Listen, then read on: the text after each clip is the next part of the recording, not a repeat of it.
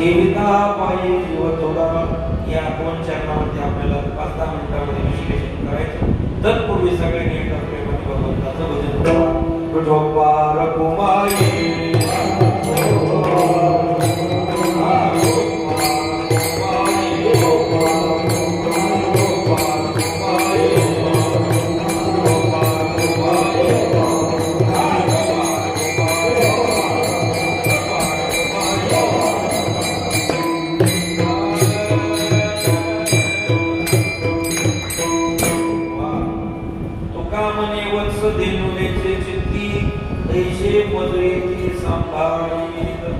जगद्गुरु तुकोबाराय महाराज उदाहरण देऊन आपल्याला सांगतात की ज्याप्रमाणे तुका म्हणे वत्स धेनुलेचे चित्ती वत्स म्हणजे नुकतंच झालेलं त्यावेळेला नुकतीच गाय घेतली आणि त्यानंतर जे बछड असतं 10-5 दिवसाच्या आत त्याला वत्स अशा प्रकारचा शब्द आहे.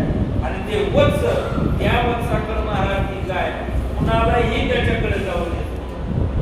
मालकाला सोडून दुसरा कोणी माणूस गेला की त्याच्यात धावूनच जात. का?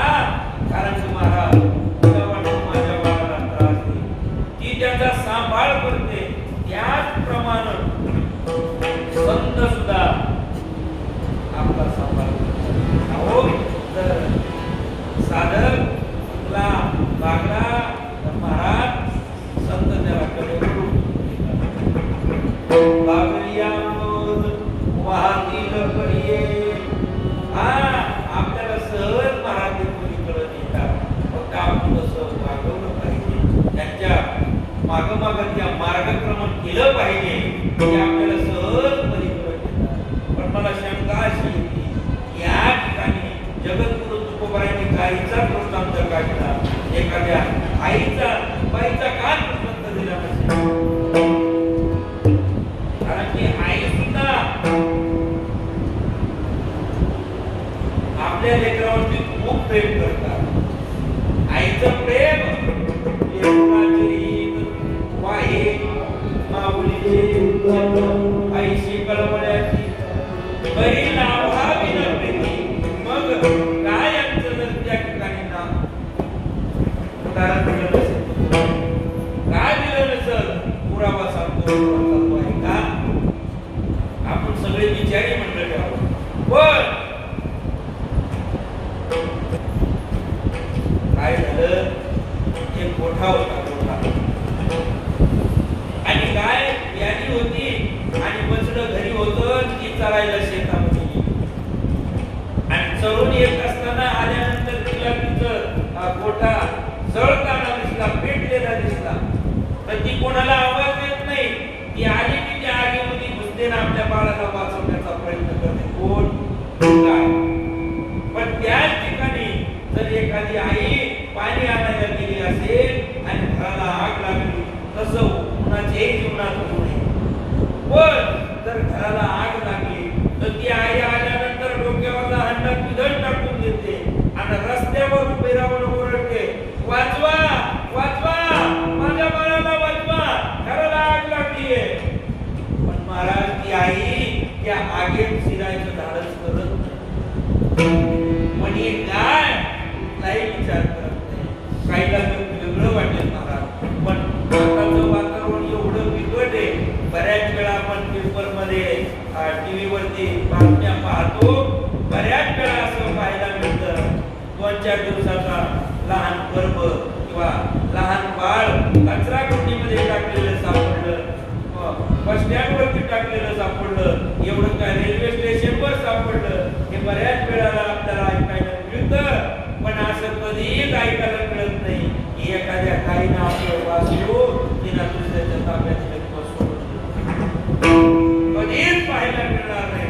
सगळ्यात मोठा पुरावा देतो आणि पुढच्या चरणाकडे चालतो. काय झालं? भगवान कृष्ण आणि गोपाळ या वेळेला कालियाच्या डोहाभोवती क्रिकेट खेळायला, म्हणजे चेंडू खेळायला, आताच्या भाषेत क्रिकेट खेळायला जायचे. पण भगवंताला लीला करायची होती. भगवंताने जाणून बुजून चेंडू हाणला. चेंडू मारल्यानंतर चेंडू गेला कालियाच्या डोहामध्ये आणि तो चेंडू काढायचा म्हणून निमित्तानं भगवंताने उडी मारली. कुठं?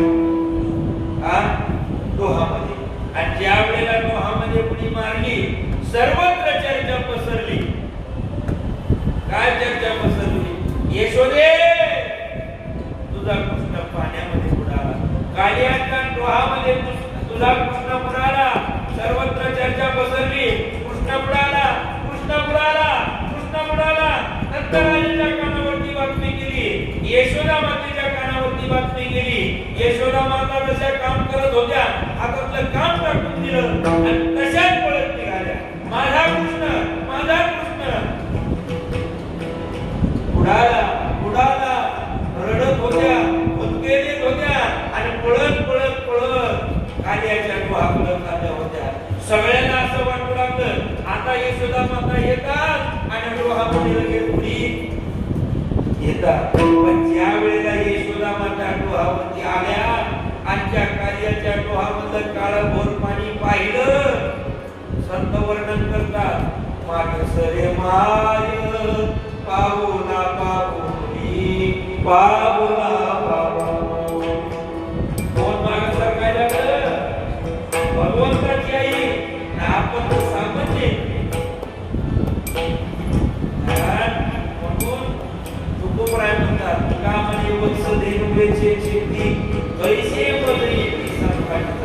ज्याप्रमाणे गाय आपल्या वासराचा वत्साचा सांभाळ करते त्याचप्रमाणे संत सुद्धा आपला सांभाळ करतात. महाराज एवढे मोठे त्यांचे उपकार आहेत. काय उपकार आहेत? ते जागवतात, आपल्याला शिकवतात आणि शिकवून नाही भागवलं तर महाराज आपला सांभाळ सुद्धा करतात. एवढे मोठे उपकार आहेत आणि या उपकारातून उत्तमाई होणं शक्यच नाही,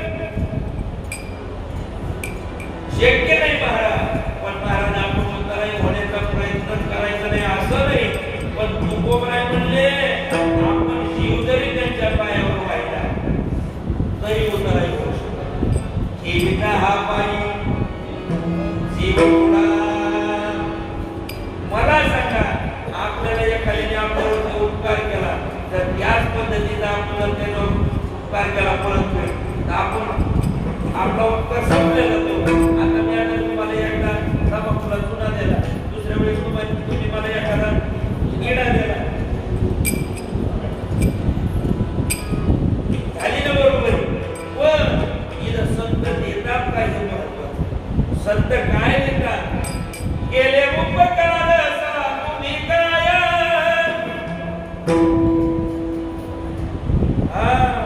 गेले उपकार असा तुम्ही काय आपला करियर शिवाय त्यांचे गेले पार दिले अक्षर अभय अक्षय म्हणजे आपल्याला भगवंताच्या स्वरूपापर्यंत ते घेऊन पोहोचवतात. मला सांगा त्यांनी भगवंत तुम्हाला प्राप्त करून दिल्यानंतर तुम्ही त्यांना काय दिलं तुम्ही तुम्हाला होणार. आता ह्याच्या मोठमोठ्या कंपन्या, या कंपन्यामध्ये हे येतं तुम्ही काय वाढवलं ते थोडं कमी करा. हॅलो हॅलो मोठमोठ्या कंपन्यामध्ये इंजिनियर वगैरे ते ठेवतात कशा करता, किंवा काही आणखी मोठमोठे अधिकारी ठेवतात. कंपनीवरती काही जर संकट आलं तर त्या संकटातून त्यांचे मार्गदर्शन घेतलं जातं. महत्वाचं मार्गदर्शन घेऊन त्या संकटातून आपण कसे बाजूला निवारण होईल त्या संकटातून, किंवा आपलं जे नुकसान व्हायला लागलं हजारो कोटी रुपयाचं त्याच्यातून आपण कसं बाहेर येऊ, हे नुकसान आपलं होणार नाही याच्याकरता ते कंपनीने मुद्दाम ठेवलेले असते नोकरीवरती. पण जर मोठा फायदा झाला हजारो कोटी रुपयाचा तर त्याच्यामधून त्याला टक्केवारी दिलेली असते. 5% 10%. जर महाराज त्याने हजारो कोटी रुपयाचा फायदा दिला तर त्याच पद्धतीचं द्यायचा काय राहतो, त्याच्यामध्ये हिस्सा राहतो. तर मला सांगा स्वतः संत आपल्याला देवच प्राप्त करून देतात, मग त्या देवाच्या तुलनेचा आपल्याकडे काय आपण द्यायला दिल्यावर बरोबर काय आपल्याकडे? हा जीवात्मा सुद्धा कर्मबंधनात अडकलेला आहे. पाप पुण्याची याला जोड लागलेली आहे. हा जीवात्मा निर्गुण ब्रह्म नाहीये. हा जीवात्मा इथं अडकलेला आहे. मुक्त होता परिपळे झाला बद्ध इथं अडकलेला आहे का? कारण याचं कर्म शिल्लक आहे. आगा कर्मी जे उडाले ते सुखी फळाया आले ते भोगावया यावे देह एका शिल्लक आहे. वासना शिल्लक आहे. सुकृत दुष्कृत समान सनी भय पाविजे कर्मभूमी. म्हणजे या जीवात्म्याने या जीवात्म्याने आत्म्याने मायेसोबत संलग्न झालेला आहे आणि तो कर्मबंधनात अडकलेला आहे आणि या आत्म्याची आहे तो भगवंताचा अंशच ममवंश निवडणुकी जीवभूत सनातन भगवंताचाच अंश आहे पण तो भगवंताची बरोबरी करू शकत नाही म्हणून तो कोपराय म्हणतात हा जीव जरी आपण संतांच्या पायावरती वाहिला तरी सुद्धा कमीच आहे हा अत्यंत गोड भाव आहे महाराज आणि ही जी कृती आहे तुकोबरायांची ही कृतज्ञतेची वृत्ती आहे आपण सुद्धा कृतज्ञतेची वृत्ती आपल्या अंतःकरणामध्ये धारण करावी जे संतांनी आपल्यावरती उपकार केले तेवढे उपकार महाराज आपण कोणीच केले उपकार अनेक प्रकारचे मला सांगायला वेळ नाही आपला वेळ जवळ होत आलेला आहे पण संतांच्या उपकारा एवढा उपकार दुसरा कोणताच मोठा अहो महाराज देवाने आपल्याला जीव दिला पण जीव दिल्यानंतर मुक्त कसं व्हावं देवाने सांगितलं नाही आई वडिलांच्या माध्यमातून हा जीव आपल्याला